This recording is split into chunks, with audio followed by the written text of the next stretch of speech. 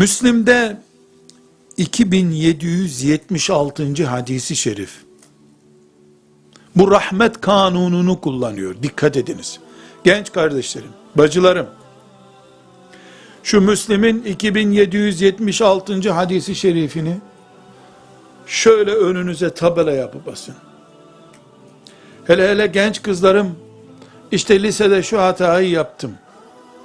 Üniversiteye kaydolurken ben şöyle bir yanlışlık yaptım. Filan yerde şu hatayı yapmıştım diyorlar da. Kahroluyorlar, eziliyorlar ya. Onlara Allah'ın cevabıdır peygamberinin lisanından. Nasıl Erhamur Rahimin olur Allah? Bir gör. Nasıl Erhamur Rahimin olur? Bu hadis-i şerifi sadece Müslim'den kaynaklandırdım. Diğer onlarca rivayeti de var.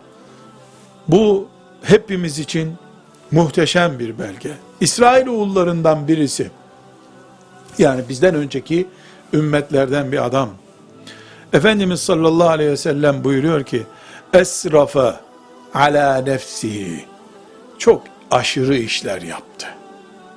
Çok aşırı. Yani işte bir genç kız olarak, bir delikanlı olarak, ihtiyar biri olarak aşırılık deyince otobanda çok sürat yaptı, aşırı sürat yaptı demiyor. Zinasından, kumarından vesairesine kadar kabarık dosyalar yapmış.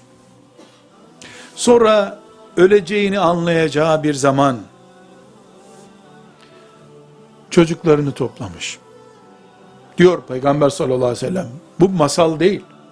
Peygamber nasihati sallallahu aleyhi ve sellem. Demiş ki çocuklar, benim durumum iyi değil. Ben öleceğim ama işlediğim günahlarla da gidecek bir Allah'ım yok benim. Perişan durumdayım. Bir tek umudum var, onu da size vasiyet ediyorum. Ben ölünce benim cesedimi yakın. Ortaya çıkacak külümü de denize savurun, bir kısmını da toprağa gömün. Uçsun gitsin külüm, suda unutulsun gitsin. Olur ki Allah beni bulmaz. Bulursa beni gene diriltirse, bakarız bir çaresine demiş. Ölmüş adam. Peygamber sallallahu aleyhi ve sellem sahih bir hadiste buyuruyor. Adam ölmüş. Çocukları da babamızın vasiyetidir diye yakmışlar cesedini. Külünün kimini gömmüşler, kimini denize atmışlar, kimini uçurmuşlar. Külü bile kalmamış adamın bu dünyada.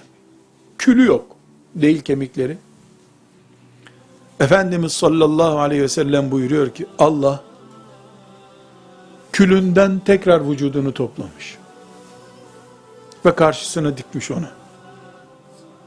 Kulum, sana gücümün yetmeyeceğini mi zannettin? Benden kaçacağını mı zannettin? Niye böyle yaptın demiş. Boynunu bükmüş de demiş ki Allah'ım,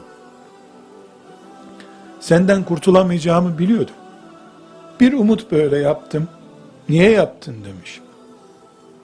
Hatalarımdan sonra çok utandım sana gelmeye demiş. Önüne dikilmeye bile haya ettim demiş. Resulullah sallallahu aleyhi ve sellem buyuruyor ki Allah ona cevap verip buyurdu ki benden bu kadar utanana azap etmem, seni affettim buyurmuş.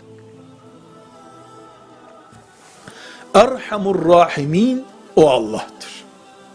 Diklenmeyen, şeriatıyla inatlaşmayan,